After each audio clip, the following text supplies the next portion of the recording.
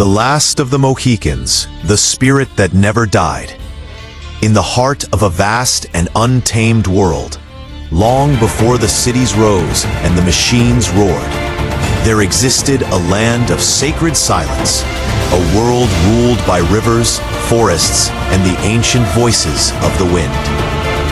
This was the world of the Mohicans, a noble people who lived in harmony with nature and the spirit of the earth. But as the old world breathed its final sigh, the new one began to invade. With fire, steel, and greed. It was the 18th century, when empires sought to own the very soul of a continent. And in the midst of this storm of power and blood, a legend was born. He was called Hawkeye, a man without a nation, bound by honor and guided by heart.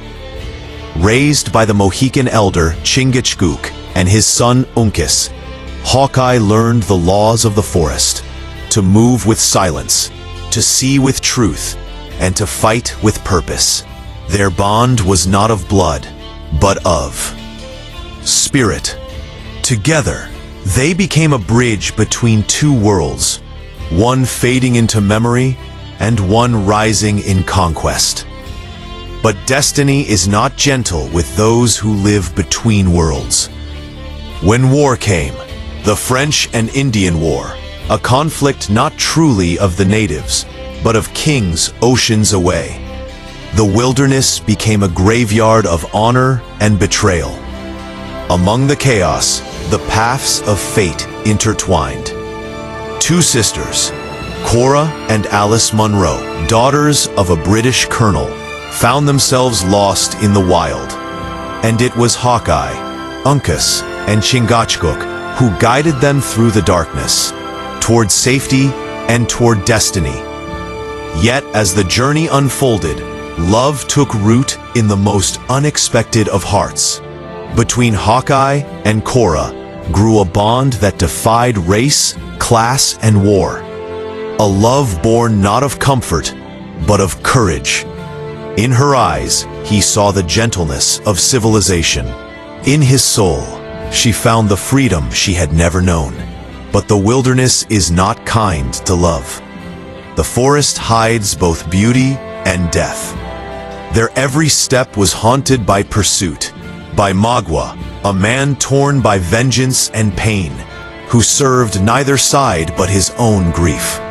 Magua's hatred was not born in evil, but in loss, a reflection of a world torn apart by greed and conquest.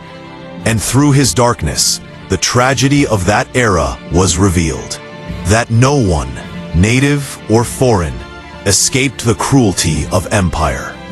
As the fires of war raged, the Mohicans fought not for power, but for survival. Their numbers dwindled, their songs faded, but their spirit, their truth, remained unbroken. Uncas, brave and noble, fell in battle. His love for Alice and his loyalty to his people written in blood upon the earth. Chingachgook, the father, stood above his son's body, the weight of ages upon his shoulders. And in that moment, the winds fell silent, as though the earth itself mourned the passing of its last true children. The age of the Mohicans ended not with defeat, but with dignity. They did not vanish, they transformed. Their spirit became the forest, the rivers, the echoes of the mountains. Their courage lived on in the whispers of every leaf that still dances in the wind. Hawkeye, now alone between two worlds, carried their memory within him. He knew that the time of the tribes had passed, but their truth, their connection to the land, must never be forgotten. He walked the lonely path of the survivor, not as a conqueror, but as a witness. He had seen the best and worst of mankind, the cruelty of greed, the purity of love, and the tragedy of loss. And through it all, one truth stood above all others, that freedom is not something granted by kings or empires, It is something that lives and dies within the soul of those who dare to be free. In every generation, there are those who will stand between what is and what must be remembered. Those who will carry the fire, even when the world forgets its warmth. The Mohicans may be gone, but their story is not a relic. It is a mirror, showing us what humanity loses when it forgets its roots. When we destroy the earth, we destroy the heart of the Mohican within us. When we betray love, we silence the spirit that once made us whole. And yet, every sunrise, every storm, every quiet moment in the forest, they whisper their name. Listen closely. It's in the breath of the wind, the rhythm of the rain, the distant cry of the hawk. That is where they live, unseen, eternal, proud. For the last of the Mohicans was not just one man. It was an idea, a belief that courage, love, and harmony with nature are worth dying for. Time may have buried their bones, but their spirit walks beside us still. Every child who runs through the woods, every heart that beats for freedom, carries a spark of that forgotten fire. And when the world grows silent, you can still hear them. The warriors who fought without hatred, the lovers who dreamed without fear, the people who lived as one with the world they cherished. They are gone, and yet they are everywhere. In the mist of dawn, in the whisper of the trees, in the unbroken circle of life. Legends never die. They simply become part of the world that remains. So remember them, not with tears, but with honor. Not with sorrow, but with strength. When the fires of war faded into the ashes of time, the forest stood silent once more. But silence does not mean peace, it means remembrance. The rivers that once carried canoes now carried the echoes of those who had vanished. And in every ripple, in every falling leaf, the memory of the Mohicans lived on. Hawkeye walked among these shadows of memory, a wanderer belonging to no tribe, no nation, only the land itself. He spoke little, but his eyes saw everything. The scars on the trees, the broken musket buried in mud, the graves without names. He would kneel by the riverside and whisper, "I am still here, my brothers. The fire you lit still burns, not in the world of men, but in the soul of the wilderness." Years passed like seasons. Empires rose, empires fell. Cities of stone spread across the land where only deer once walked.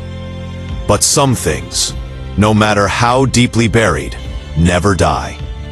At dawn, when fog covered the valley, Hawkeye would see their forms, the ghostly Mohicans among the trees, not spirits of sorrow, but guardians of memory. They watched him with eyes of peace, as if to say, "Do not mourn us. We are not gone. We have become the wind." And so he walked, through forests, across mountains, into the endless horizon, following the voice that only he could hear. It was not the call of the past, but the heartbeat of eternity. The forest remembers everything: laughter, songs, pain, love. For love was the one truth war could never conquer. The love between Hawkeye and Cora became legend, retold by travelers, half believed, half dreamed. She lived on in every sunset that kissed the horizon, in every heartbeat of the earth. Centuries passed. The forests grew thin. The rivers were dammed. The songs of the earth turned into whispers beneath machines. But deep within, an ancient cry remained, the spirit of the Mohicans, calling once more. Remember who you are.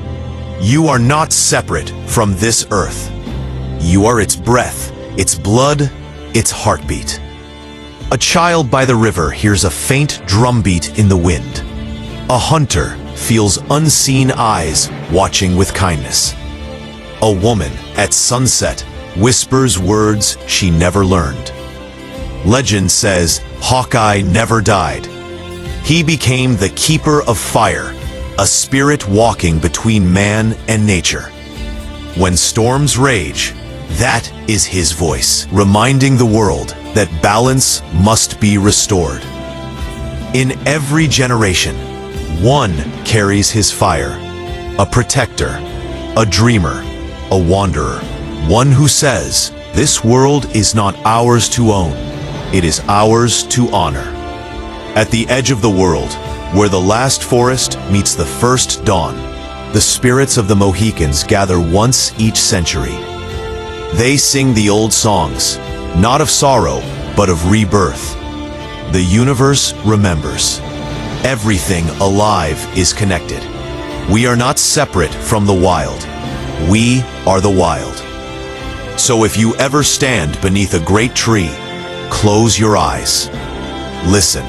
You might hear the leaves call your name, not as a stranger, but as kin.